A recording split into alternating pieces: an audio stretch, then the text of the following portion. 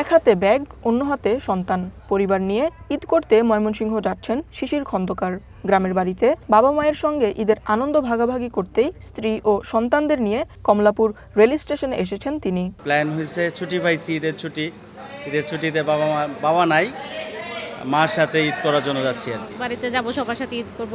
আমার বাড়িতে শ্বশুর বাড়িতে ঈদ করব, শ্বশুর বাড়িতে শাশুড়ি আছে, দেবর আছে, তাদের সবাইকে নিয়ে ঈদ করব।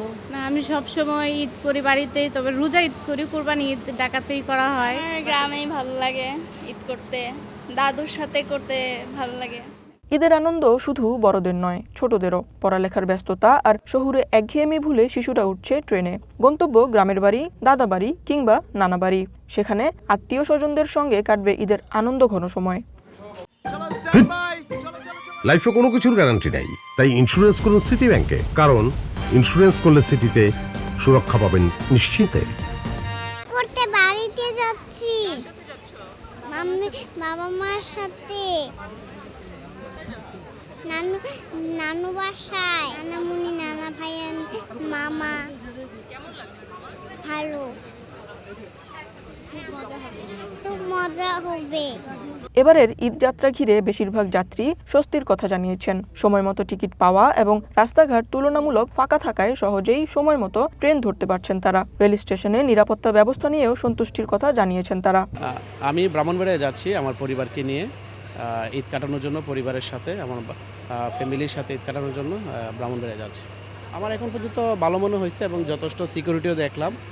ওনারা সিকিউরিটি দিচ্ছে, আসার সময় ঢোকার সময় দেখলাম, মনে হয়েছে ভালো, যথেষ্ট ভালো। প্রিয়জনকে নিয়ে ঈদের একটা আনন্দ আমেজ কাটিয়ে বা পারিবারিক সমস্যা বা ঝামেলা যেগুলো আছে ওগুলো মিটিয়ে আসার জন্য প্ল্যান প্রোগ্রাম আর কি। না, ঈদ যাত্রা মাশাআল্লাহ এবার আমার কাছে ভোগান্তি মনে হচ্ছে না। হ্যাঁ, এবার ট্রেনে যাচ্ছি, বিশেষ করে ট্রেনে যাত্রাটা আমার কাছে পছন্দনীয়। অনেকদিন পরে যাচ্ছি, কোনো ভোগান্তি বা সমস্যা হয় নাই। রাস্তাঘাট অনেক ক্লিয়ার ছিল, জ্যাম ছিল না, টিকিট কাটতেও কোনো সমস্যা হয়নি। স্বস্তির পাশাপাশি কিছু অভিযোগও রয়েছে। অনেক যাত্রী জানান টিকিট না পাওয়ায় বিড়ম্বনায় পড়তে হয়েছে তাদের। কেউ কেউ বাড়তি টাকা দিয়ে ব্ল্যাকে টিকিট কিনতে বাধ্য হয়েছেন। প্রতি বছরে আমরা অনলাইনে নিজের টিকিট কাটতে পেরেছি, কখনোই মিস হয়নি আল্লাহর রহমতে। এই বছরেই দুর্ভাগ্য, 3 দিন ট্রাই করেছি, 3 দিনে আমরা টিকিট কাটতে পারিনি, নিজের টিকিট নিজে কাটতে পারিনি।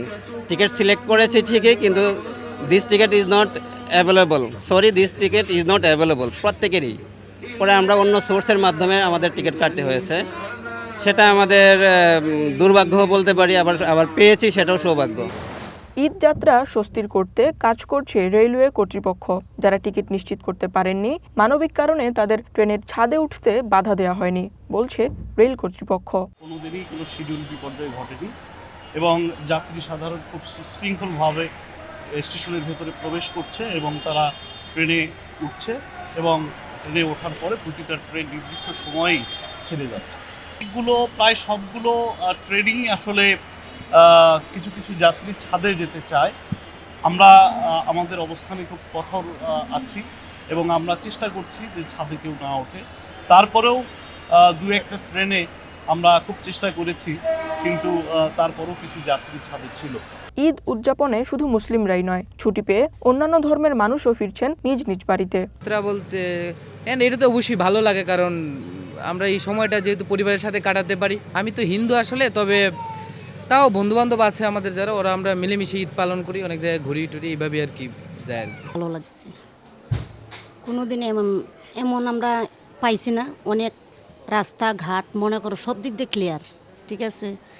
তো অনেক আনন্দ পাচ্ছি, আমরা কোনো সময় ভেবে যাই না। আজকে আইলাম, মনে করেন বাড়িতে যাইতেছি, সবার লগে মেয়ে আছে, মেয়ের লাগে আমরা ঈদ করতেছি, অনেক ভালো লাগতেছে।